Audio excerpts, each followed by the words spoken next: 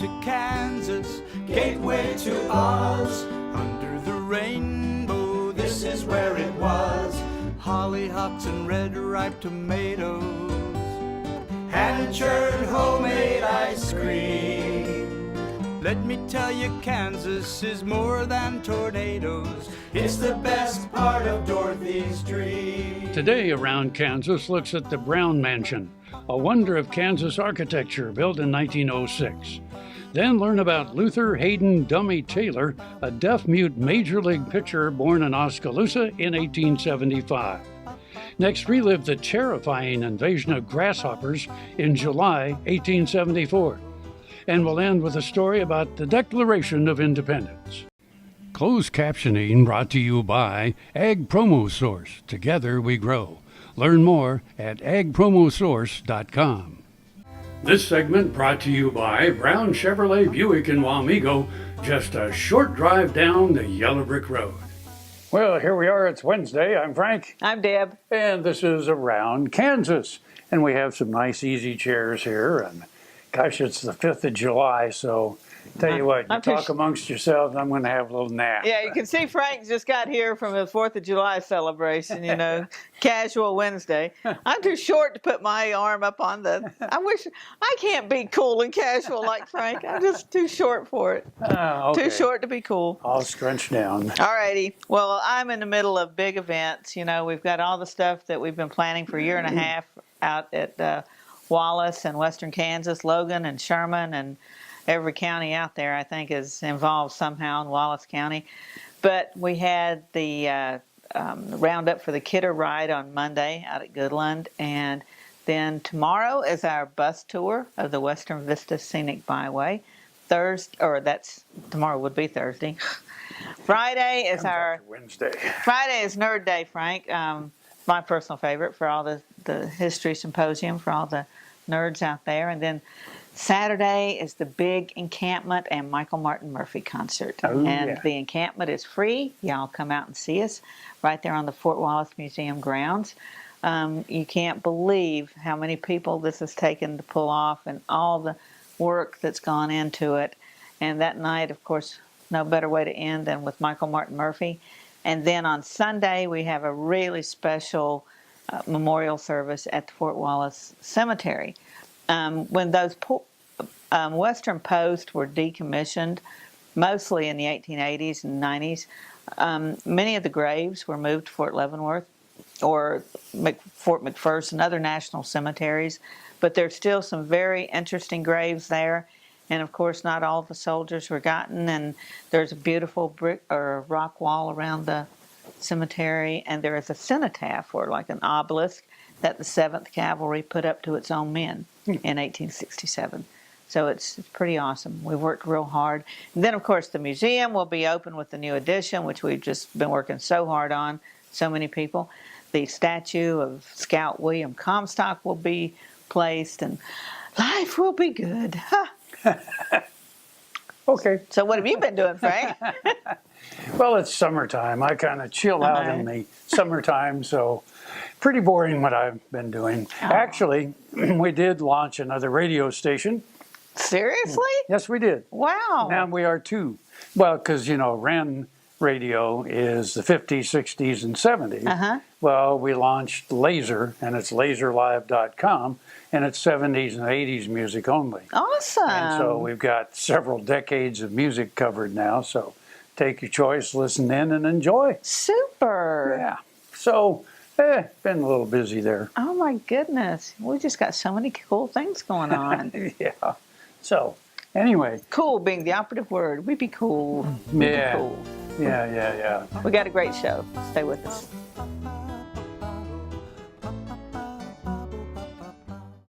Valley Vet Supply is devoted to providing information and professional quality products at reasonable prices. ValleyVet.com, ValleyVet.com, Valley Vet Supply.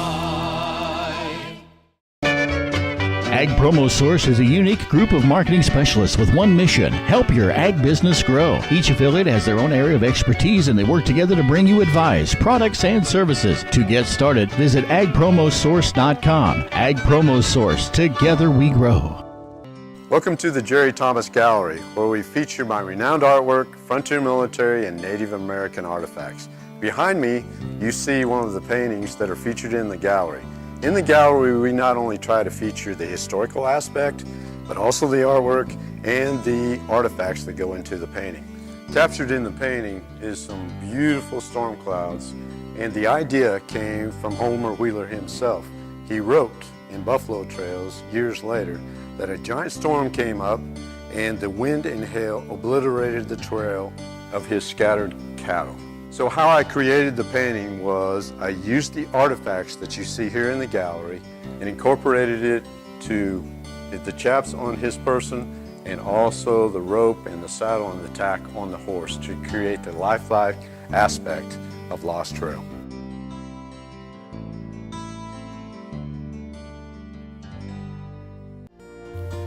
This segment brought to you by Kansas Regenerative Medicine Center. Your stem cells, your health, your life. Here we are again. Surprise! Yeah, you're real surprised, aren't you? You didn't expect us to come back. They thought we would leave. Sneak out the back door while we were gone. Some people have trust issues, don't they? Hey, there's so much going on, and I want to give you a heads up, and we're going to do this next story on the Brown Mansion down in Coffeyville. But this Sunday, I believe, if I've got my dates right, July 9th, there is a big event going on at the Brown Mansion, so a great time to go over there. So find them on Facebook or on their website, visit Coffeyville or whatever their Visitors Bureau is.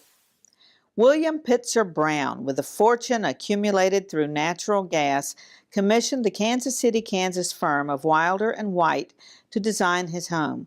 Situated in a commanding position atop a hill, the 16-room neoclassic mansion was completed in 1906 at a wholesale cost of $125,000. Inviting first and second story verandas supported by Tuscan columns grace the entire south and west sides. Patterned railings found in the Jeffersonian architecture adorn the balcony. An ornate portico tops the two-story porte cochere. Unlike the classic exterior, the interior of the home is an example of the era's most up-to-date conveniences. 9 fireplaces of different design, most burning natural gas, augment the central heating. Gasoliers, using both electricity and natural gas, illuminate the home. Both the main doors have Tiffany leaded glass panels featuring fleur-de-lis. The main floor includes a 2-story entry, living room, parlor, music room, library, conservatory, dining room, billiard room, kitchen, and maid's quarters. A Tiffany chandelier hangs in the dining room. 5 bedrooms and 3 full baths are on the second floor. The entire third floor is a ballroom. The walls in several rooms have hand-painted canvas coverings.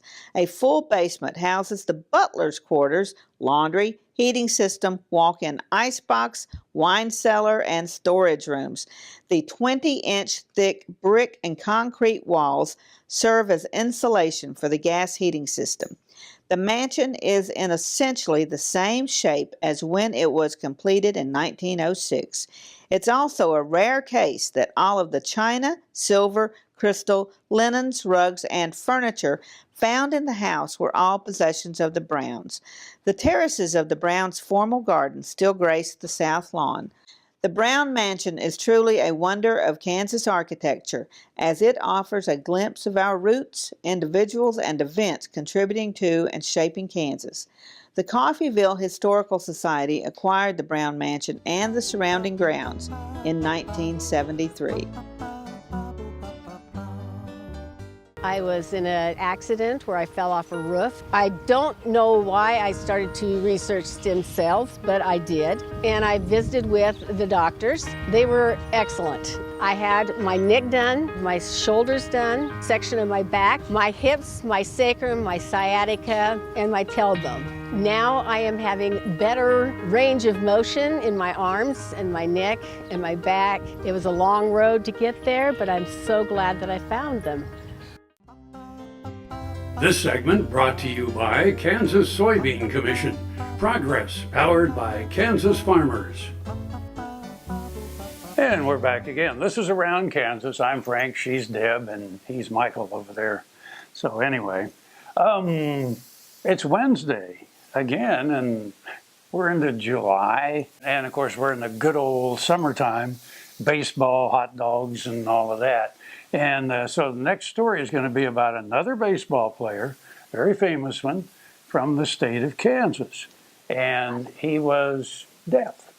Oh, I love it. But it's in the story, so I'm going to give it away a little bit. But you know how the catcher behind home plate will give the pitcher signs? Dummy Taylor, that's who the story's about, is really the one that created that because he was a pitcher and they needed to communicate. Oh, my goodness. And also then developed signs that the various players use, and they still use them today on the field. Sure. You know, we don't really see it, but they do. That's how they talk to each other. So anyway, wow. This is really a cool story about Dummy Taylor. Awesome. This is a story suggested to me by Ben Coates, who is a player for the Topeka Westerns vintage baseball team. Luther Haden Dummy Taylor was a deaf-mute American right-handed pitcher in Major League Baseball from 1900 to 1908. He played for the New York Giants and Cleveland Broncos and was one of the key pitchers on the Giants' National League Championship teams of 1904 and 05. In 1901, his first full season in the major leagues, Taylor led the National League by pitching in 45 games and ranked second in the league with 37 complete games. In 1904, he won 21 games for the Giants, and in 1906, his 2.20 ERA was the lowest on a pitching staff that included Baseball Hall of Famers Christy Mathewson and Ironman Joe McGinty. Taylor was the only successful deaf pitcher in Major League Baseball and was regarded, along with Dummy Hoy, as a role model and hero in the American deaf community in the early 20th century. In the 1900s, Taylor was reported to be the highest-paid deaf person in the United States. He was also known as the comedian of the Giants teams, waving a lit lantern when an umpire refused to call a game due to darkness, and coaching at third base in rubber boots when an umpire refused to call a game due to rain. In 2000, author Darrell Brock wrote the historical novel Havana Heat about Taylor's experience in professional baseball. The book won the Dave Moore Award in 2000 as the most important baseball book published that year. Taylor was born in Oskaloosa, Kansas in 1875. He was the son of Arnold B. Taylor, a farmer, and his wife Emily. At the time of the 1880 United States Census, Taylor was living in rural Jefferson County with his parents, 2 older brothers, and 2 older sisters. Some accounts indicate Taylor was born deaf. However, at age 4, Taylor was not listed as being deaf and dumb or otherwise handicapped in the family's U.S. Census record. By age 10, Taylor was living at the Kansas School for the Deaf in Olathe. He was listed in the 1885 Kansas State Census as a pupil at the Deaf and Dumb Institute. Taylor continued to live at the Kansas School for the Deaf through his high school years. He was a pitcher for the school baseball team and participated in boxing.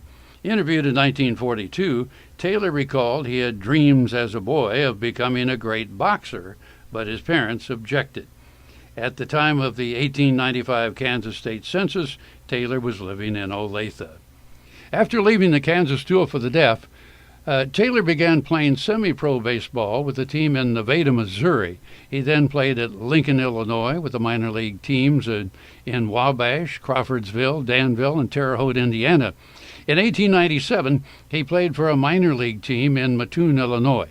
He played for the Shreveport Tigers of the Southern League in 1898 and 1899. In 1900, Taylor began the season playing for Albany, New York. At the time of the U.S. Census in June 1900, Taylor was residing at a boarding house in Albany, and his occupation was listed as a printer. In August 1900, Taylor was called up to the major leagues to play for the New York Giants. He made his major league debut on August 27, 1900.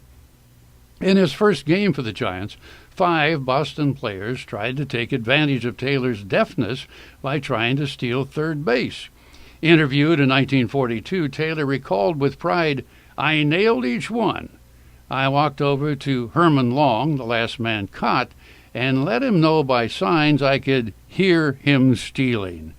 Appearing in 11 games for the 1900 Giants, Taylor compiled a 4.3 record with a 2.45 ERA.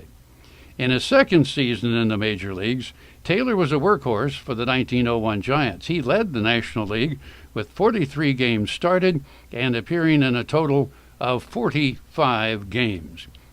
In 9 seasons in the major leagues, Taylor compiled an overall win-loss record of 116 and 106 and 767 strikeouts. He threw 237 complete games and 21 shutouts. He had a career ERA of 2.75. Taylor was profoundly deaf and communicated on field with his teammates in sign language.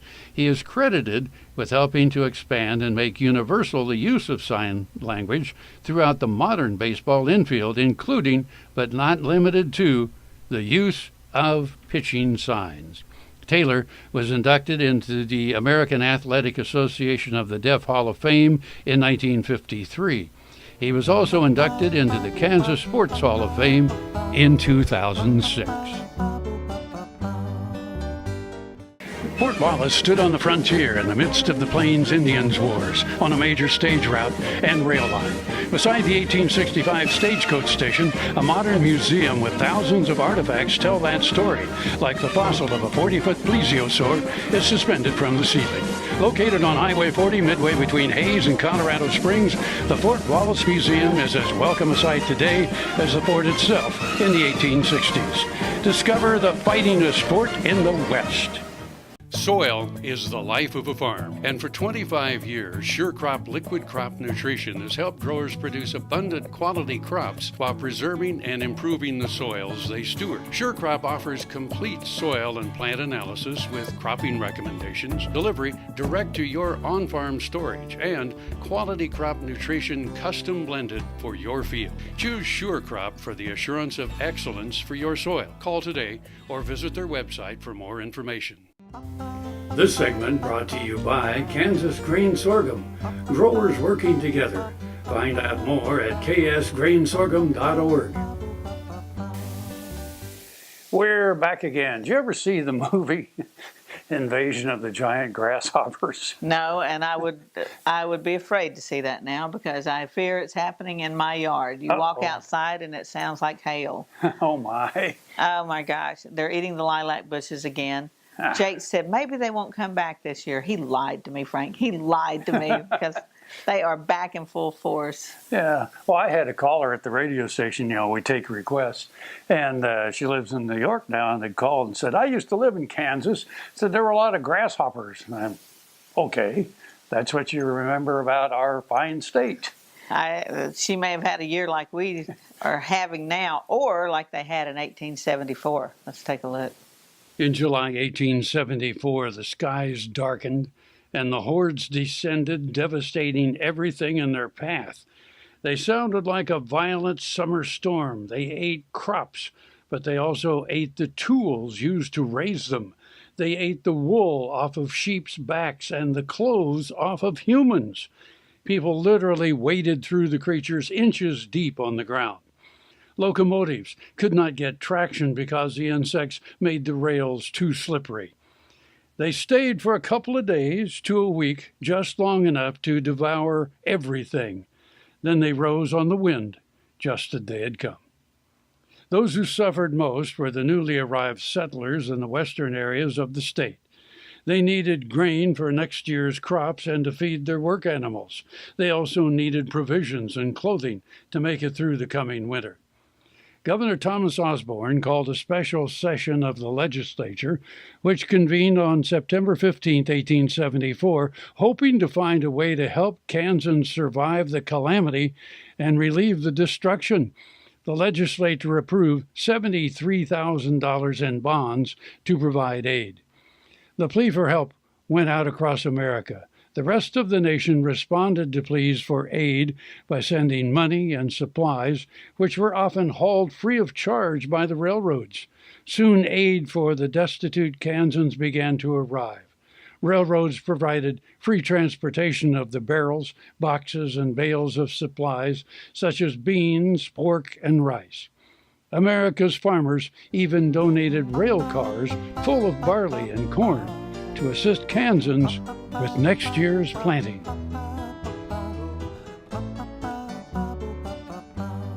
Buffalo Bill Cody earned his legendary title in Oakley. Bring the family and come celebrate Oakley's pioneering history and unique geography at two sites, the Buffalo Bill Cultural Center and the Fick Fossil Museum. Cody's statue marks his achievements and welcomes visitors to the Cultural Center. The Fick Fossil Museum houses world-class fossils and artifacts. You'll find Oakley at the hub of U.S. Highways 83 and 40 and I-70. Stop for the legend. Stay for the day. Discover Oakley.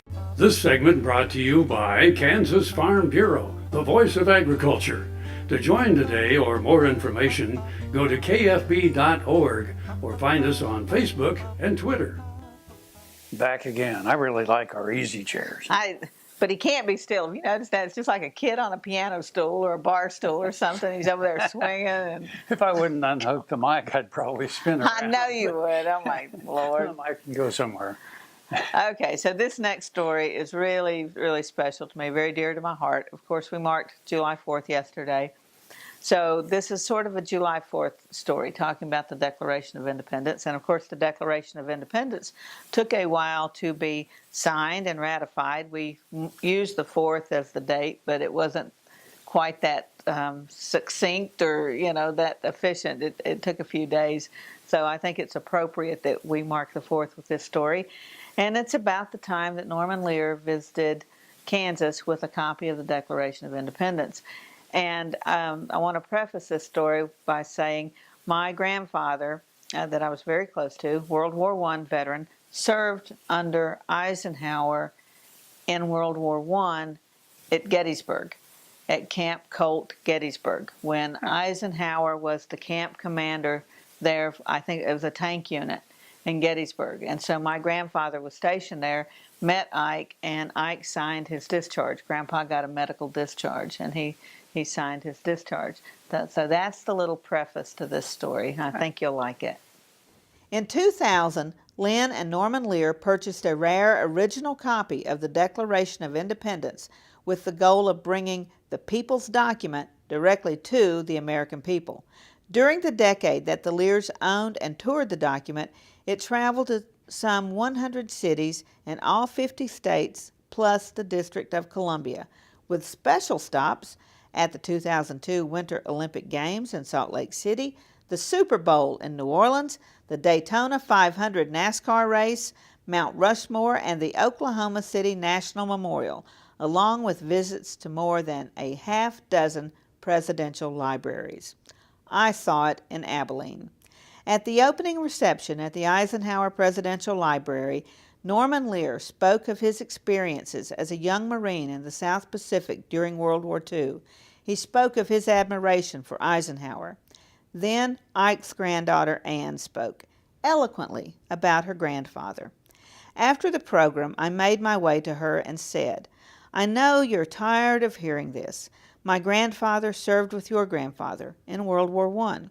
Of all the things I have done in my life, none would make him prouder than to know I am standing here with you." She hugged me, was gracious, and replied, "I never get tired of hearing these stories." Tears ran down my face as Norman Lear, who had not heard our conversation, turned to join us. He thought the exhibit had caused my tears, and while I was moved, it was the thought of my grandpa that had turned me to mush. Norman Lear said, "Look at you." He took my face in his hands, brushed the tears, kissed my cheeks again and again. I was too touched by his gesture to speak. The man who brought us all in the family and Maud was standing in the Eisenhower Presidential Library, brushing the tears from my face and comforting me. This is a great country. I'm Frank. I'm Deb. And we'll see you somewhere Around Kansas. Welcome to Kansas, gateway to our Closed captioning brought to you by Ag Promo Source. Together we grow. Learn more at agpromosource.com. Churned homemade ice cream. Let me tell you, Kansas is more than tornadoes. We're the best part of